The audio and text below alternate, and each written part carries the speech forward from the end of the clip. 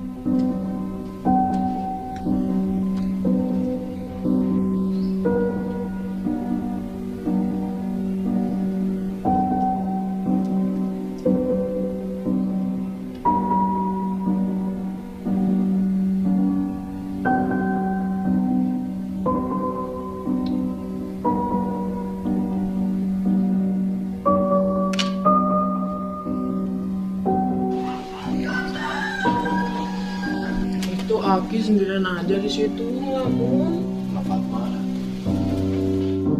Pak Jo Santos sudah tua. Istrinya meninggal beberapa tahun lalu, dan sejak saat itu, ia hidup seorang diri, dikelilingi sunyi dan obat-obatan. Tubuhnya mulai melemah, sering batuk di pagi hari, dan langkahnya pun tak lagi tenggap seperti dulu. Anaknya, bernama Penjo, merasa tak tega membiarkan sang ayah tinggal sendirian. Maka ia memutuskan untuk membawa Pak Jo Santos tinggal bersamanya di rumah mewah yang ia bangun bersama istrinya, Aulia.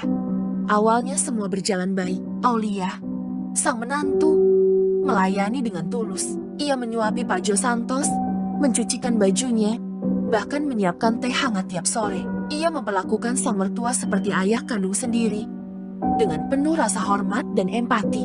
Namun, waktu berjalan dan ada hal-hal yang mulai terasa janggal. Perhatian Pak Jo Santos kepada Aulia perlahan berubah bukan lagi seperti ayah kepada anak. Sikapnya menjadi lebih pribadi, lebih dekat dari yang tak seharusnya. Aulia sempat merasa tak nyaman. Tapi ia mencoba berpikir positif dan tetap menjaga sikap. Hingga suatu hari, sebuah batas dilanggar. Dalam ketidaksadaran atau kelemahan niatnya, Pak Jo Santos melakukan sesuatu yang seharusnya tidak pernah ia lakukan. Saat itu pula, takdir mempertemukan mereka dengan kenyataan yang pahit. Suami Aulia, anak kandung Pak Jo Santos, mendadak pulang lebih cepat dari kerja dan menyaksikan langsung apa yang terjadi.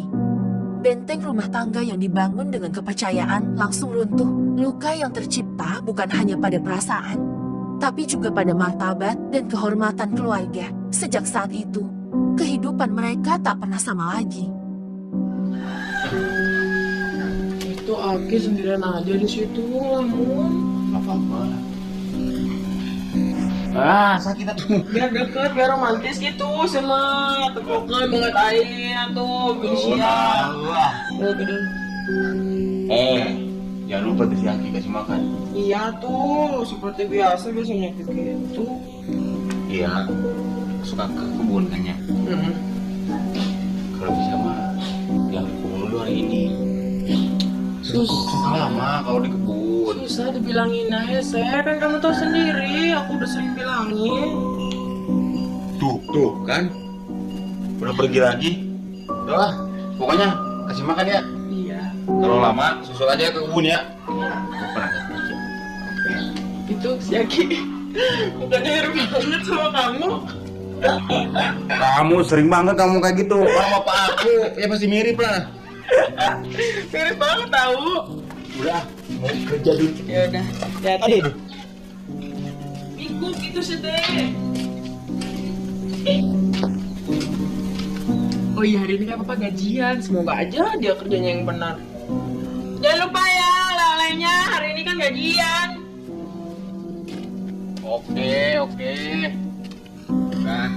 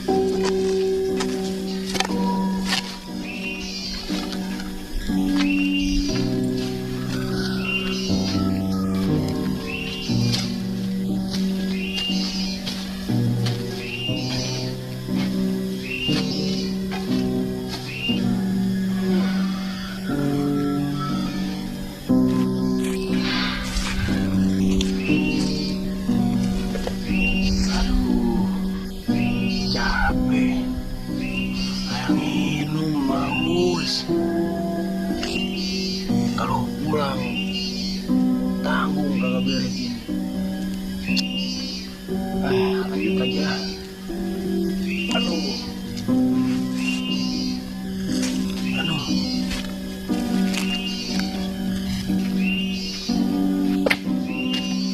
Pagi itu seperti biasa, penjual suami Aulia bersiap berangkat kerja dengan kemeja rapi dan tas kerja di tangan.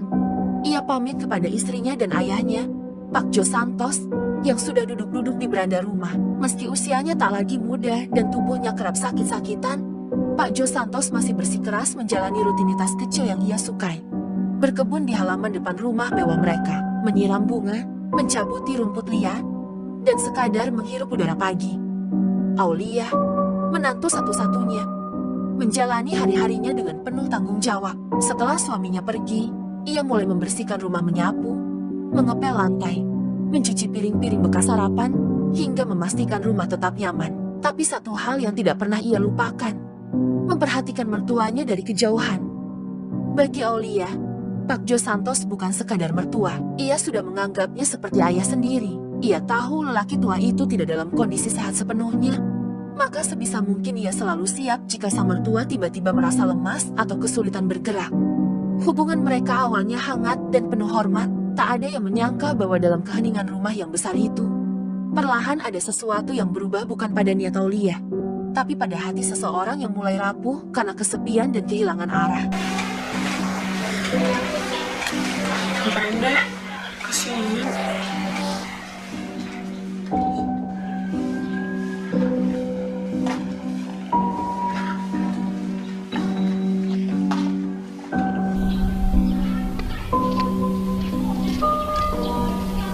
Aduh, si Aki udah aja, kenapa nggak pulang?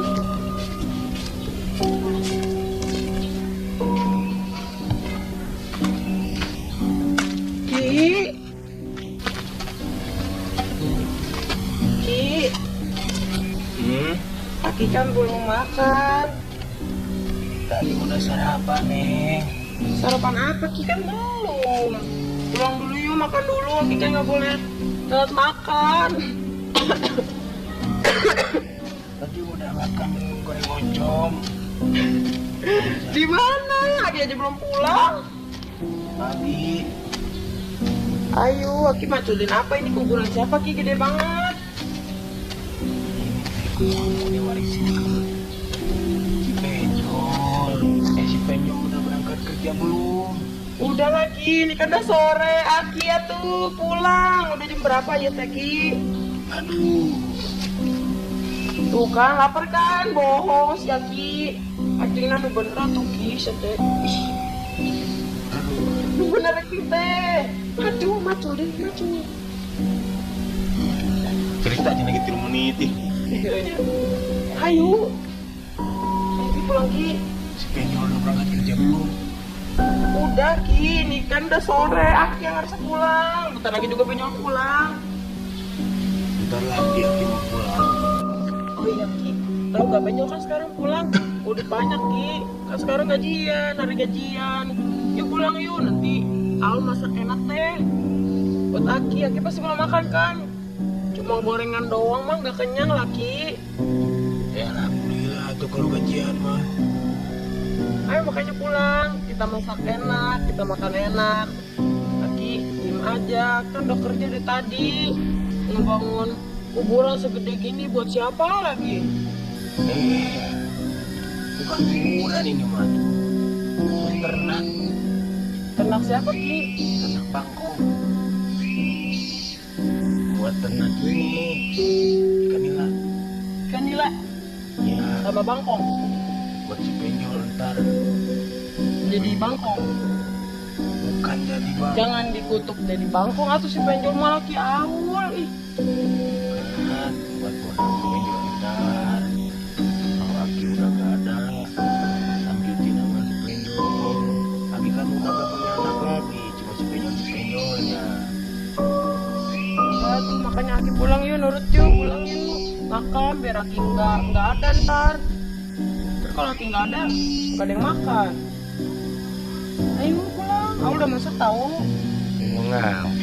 Naon nyawa deh. Ayo pulang. jangan ngomong gak ada mulu Ki. Gak boleh gitu berdoanya, harus berdoa umur gitu harus panjang biar bisa ngeliat penjual bahagia. Aki udah lapar nih. Yuk, Ki pulang.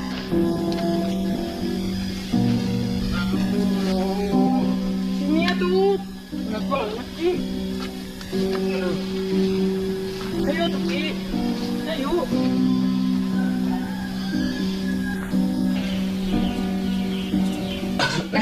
Bapak kenapa yuk di situ? Ayo tuh makan. Sakit ini. Ih, tapi makan dulu, gimana nggak sakit? Belum juga minum obat. Udah sore, harus makan Pak. Malas makan bapak. Ayo Pak, makan dulu. Gak mau makan. Semuanya apa tuh? Mama teh pengen kawin nih, kawin lagi.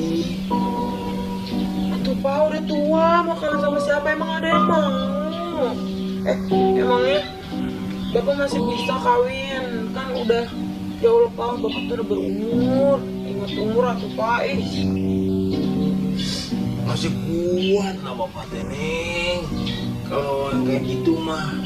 Suatu sore, setelah mencangkul tanah untuk tanaman, Pak Jo Santos duduk bersama Aulia di bangku sisi rumahnya. Di saat itu pula Aulia meminta mertuanya untuk makan dahulu, setelah itu minum obat. Pak, makan dulu, setelah makan lanjut Bapak minum obat ya, kata Aulia lembut. Pak Jo Santos tersenyum kecil. Bapak gak betah seperti ini terus. Bapak mau nikah lagi supaya tidak buat repot Al setiap hari. Beberapa saat mereka terdiam, hanya ditemani semilir angin puncak dan suara dedaunan. Lalu, tiba-tiba Pak Jo Santos membuka percakapan yang tak biasa. Lai, kalau Bapak nikah lagi, menurut kamu gimana? Aulia sedikit terkejut, tapi mencoba merespons dengan tenang. Kalau memang Bapak butuh teman, itu sah-sah saja. Pak, yang penting Bapak bahagia dan gak sendiri terus. Percakapan itu awalnya terasa wajar. Aulia menanggapi dengan hangat, mencoba memahami kesepian yang dirasakan Pak Jo Santos. Ia mendengar keluh kesah tentang sunyinya malam, sepinya hati, dan kenangan pada almarhumah istrinya. Aulia mendengarkan, karena itulah yang bisa ia lakukan sebagai menantu yang baik. Namun lama-kelamaan, arah pembicaraan berubah. Kata-kata Pak Jo Santos mulai terasa berbeda, lebih pribadi, lebih halus tapi menyelipkan maksud yang menggelisahkan. Aulia mulai merasa tidak nyaman, tapi tetap berusaha bersikap hormat. Ia tidak ingin menuduh, tapi ia tahu batas-batas mulai kabur. Sampai akhirnya, di tengah suasana yang sepi, terjadilah hal yang tak semestinya. Dan saat itulah, pintu depan terbuka. Penjo, suaminya, pulang lebih cepat dari biasa dan menyaksikan semua yang tak seharusnya dilihat. Tapi bapak teh udah ada calonnya. Kalau bisa pakai sabun Pak. Kalau Neng ngomong suka gak ada isinya, masa pakai sabun? Bapak teh ingat istri bapak. Jangan diinget-inget tuh Pak, kasihan istri Bapak di sana. Udah nggak usah diinget-inget lagi. Sekarang aja Pak, jalanin aja hidup Bapak. Ke depannya gimana, harus apa, jangan mikirin ke belakang. Doain aja biar tenang di sono. Segala pengen kawin, Bapak madar aja. Ingat goyangannya pas pengantin baru. Ingat goyangannya. Aduh bener aja tuh Bapak teh. Udah yuk makan dulu Pak. Jangan ngomongin kayak gitu mulu. Bapak mah gak mau makan, maunya dipijit. Ini sakit banget, aduh. Ya udah ntar I'll pijitin kalau udah makan. Bapak makan dulu. Dipijitin dulu baru makan. Nanti penjualnya marah Pak kalau belum makan. Tadi kira saya Pak. Pulang, bentar aja. Penjual mau sore. Kalau Bapak makan pas penjual pulang, nanti ditanya pasti sayanya Pak. Karena baru makan. Harusnya kan tadi. Bapak malah nggak pulang-pulang, malah ngejedok Pak di kebun temantuk-mantuk. Dipijit dulu, baru makan. Ya udah tuh saya pijitin. Iya, di dalam hampir selonjoran. Ya, Di Dewa tuh Pak. susah di sini mas selonjorannya. Ayo. Aduh.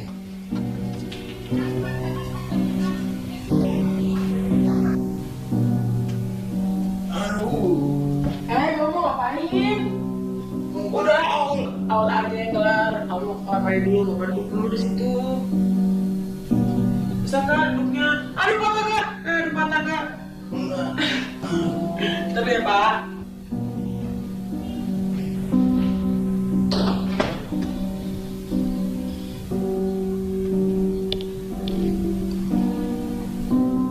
Kisah ini bukan untuk menghakimi, tapi untuk mengingatkan kesepian, kedekatan, dan kebaikan hati bisa menjadi celah jika tidak dijaga dengan batas yang jelas. Tinggal satu atap antara mertua dan menantu bisa jadi ladang prasangka dan lebih buruk lagi, bisa jadi ladang dosa jika hati tak terjaga. Niat baik perlu dikawal dengan kehati-hatian. Tak semua yang kelihatan harmonis aman dari ujian. Maka kadang, menjaga jarak justru bentuk paling tinggi dari kasih sayang dan penghormatan.